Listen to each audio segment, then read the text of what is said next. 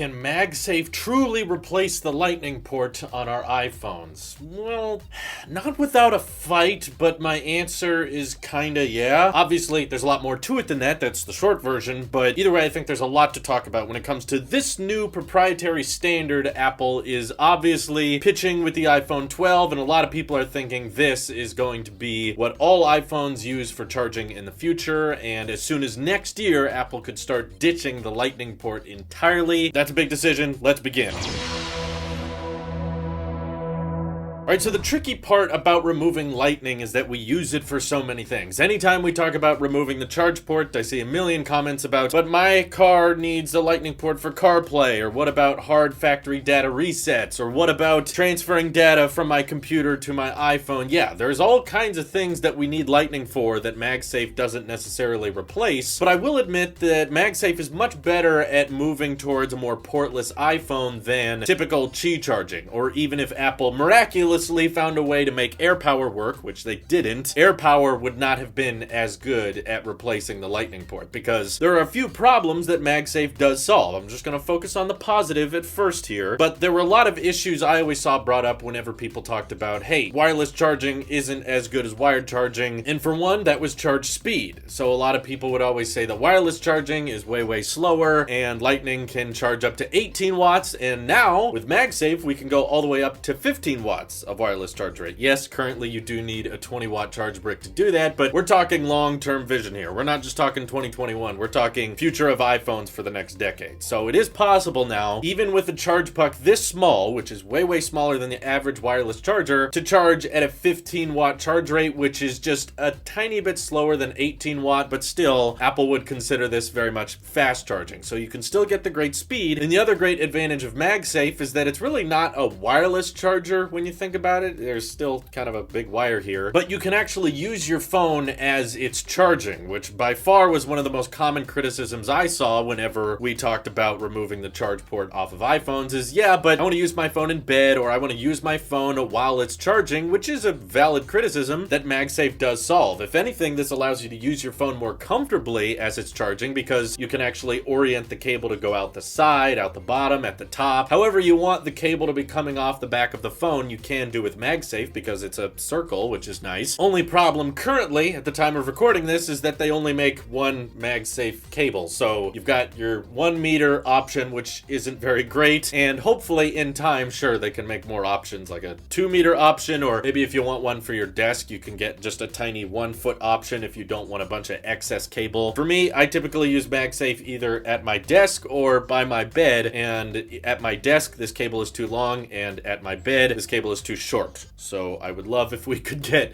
an extra short version and an extra long version, but all of that, of course, is very plausible in the future, so that's not an inherent design flaw with MagSafe itself. I'm sure as more third parties adopt it in the future and more companies start making MagSafe accessories, we'll see 30-foot MagSafe cables in time, which of course does solve a big issue with wireless charging. Another somewhat common criticism, I wouldn't say it's up there high on the list, but oftentimes I've seen a lot of people say, you know, I dropped my phone on the wireless charger and maybe it vibrated in the middle of the night, or I didn't align it correctly, and because of that, the phone was sitting on the wireless charger but technically did not receive a charge, so I wake up at the beginning of the day and the phone is dead, or at a very low charge because the wireless charging coils did not align properly. And that, of course, is where MagSafe probably shines brightest, because that was kind of the whole marketing pitch of MagSafe here, was that you could just hold your phone near the charge puck and magnets do the rest of the work. They align, and of course, you get a very obvious upfront animation on the display so you know when you're charging. And of course, the glass and MagSafe charger coming together makes a very obvious click. Sometimes it's a bit more obvious than others, but it's fairly secure. I think it's a delicate balancing act of trying to figure out, you know, make sure the MagSafe charger is not too fragile, otherwise it'll fall off really easily, and at the same time, you don't want it to be too firm and stuck on the back of the phone really securely, because then it'll be really awkward and really hard to pull off the charger. And personally, I know some people may disagree on this, but I think Apple found a very happy middle ground. I've been exclusively charging my iPhone 12 Pro with MagSafe for the past couple weeks, and I haven't used Lightning on this thing once. And I will admit, at the end of the day, when I'm ready to charge and I just drop it on there, for one, you hear the click. For two, you see the animation. It's very obvious that you're charging, so it's pretty hard to miss, unlike traditional wireless chargers. And I've discovered that when I pick my phone up at the beginning of the day and I want to start using it, it's actually pretty easy with one hand to just pull the charger off, and it will either drop on my nightstand or drop on the bed wherever I happen to use it. So if a YouTuber is unboxing it for you and just has the phone in one hand and MagSafe in the other, then yeah, it does feel kind of awkward in this configuration to try to pull off. But when I'm using it, at least at the beginning of the day, and I'm ready to be done with it, I can just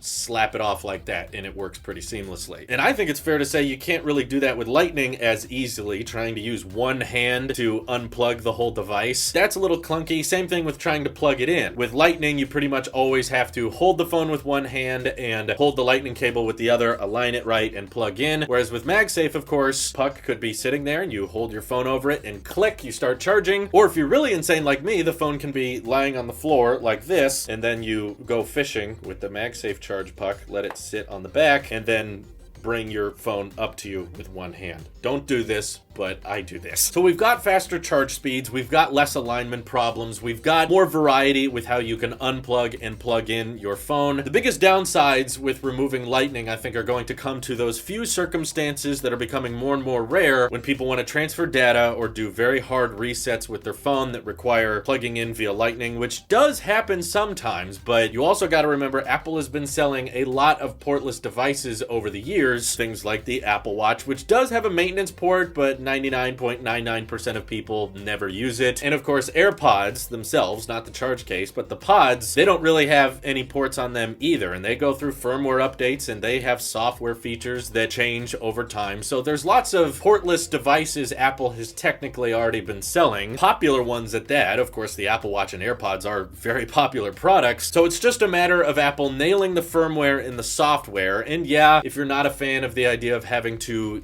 send everything over the cloud or through AirDrop, then I guess portless iPhones aren't going to be for you, and MagSafe doesn't really help in that situation. There is a tiny little NFC chip in MagSafe to let the iPhone know when it's docked with a MagSafe accessory, but NFC is not going to be capable of sending massive amounts of data to your phone, so if you were hoping that you could send pictures and videos through a MagSafe data port or something, sadly, that's not really going to happen. This is going to be limited to accessories and charging, and while there is going to be a learning curve for a lot of us, you know, we are losing a port, so there is going to be some functionality lost there. I do think that MagSafe is probably the best way to move forward with a portless phone, having a charge connector that can dock on the back and allow you to keep using your phone as it's charging and doesn't have alignment issues and supports faster wireless charging. This is a great way to do it, but I will reiterate, I still think it's a bad idea for Apple to remove the charge port next year because, for one, this really does not help with their e-waste issues that they tried to address with removing the charge brick, because a lot of people are still mad that the USB-C to Lightning cable that comes with their iPhone probably won't be used because a lot of people don't have USB-C charge bricks, and as soon as you start removing Lightning from iPhones now, everybody's pre-existing Lightning accessories all become e-waste and all become useless, so that would not be a good look for Apple. And at first I was thinking maybe Apple could make some type of MagSafe accessory that has a Lightning port on it instead of this big wire, so that you could just ship out this charge puck with every single new iPhone that doesn't have the Lightning charger, and then you can convert your old Lightning cables into MagSafe chargers. But then I realized, you know, this kind of needs more wattage than that, so I don't think MagSafe could work with the simple 5-watt charge bricks that most people have, so I don't even think that method will work. And even if you start including a MagSafe charge puck with every single iPhone, most people are probably, again, not going to have a USB-C brick, and of course Apple's not going to keep including the brick when they do remove the charge port, so that's going to make everyone feel like they have to upgrade, they have to push to get the 20-watt USB-C brick or any kind of USB-C brick Apple is selling next year, and that's not going to be a good look for them because it's just going to seem like they're price gouging everybody. And I think next year is too soon to start assuming that everybody has USB-C bricks, and also I think next year's iPhones are going to be somewhat boring. The upgrades are not going to be overly substantial. You know, for us in the tech community, 120 hertz or A15 chip or Touch ID in the side buttons, stuff like that is interesting to us, but to the average consumer, it is by definition an S year. Anytime you get a big redesign, it's typically going to get followed by a very minor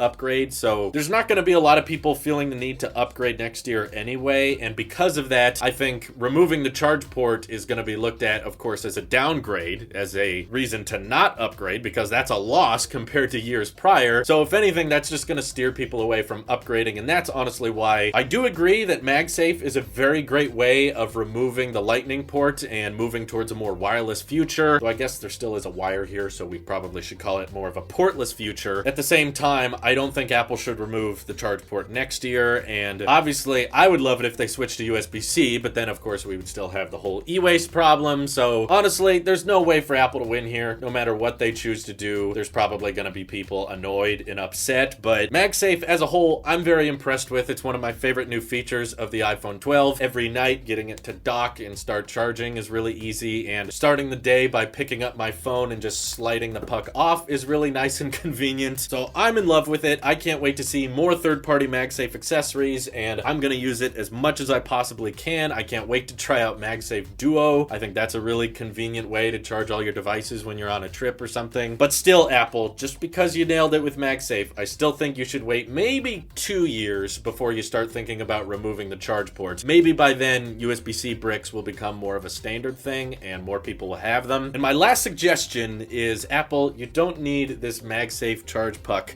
to be made out of metal. I think we all hate the little sound it makes when it scrapes up against the glass like that, and honestly most of the Apple Watch charge pucks are plastic, and I would feel a lot better about a plastic version of MagSafe, maybe that was cheaper, maybe $30 instead of $40, that would go against the glass and not scratch it as much. It might look a little cheaper, but I would definitely feel a lot better, and the back aluminum picks up little dirts and sweat stains and doesn't look very clean after a short amount of use either. So please make a plastic version, please make more cable length versions of MagSafe, and I would also love a vertical MagSafe stand that's made by Apple, since we're not going to be able to use the lightning docks for that much longer once Apple starts removing the charge port. But what do you guys think? Is MagSafe a joke? Am I giving it too much credit, or do you think we're ready to ditch the charge port next year? Feel free to let me know. This is your Apple Sheep here. I'll see you in the next one.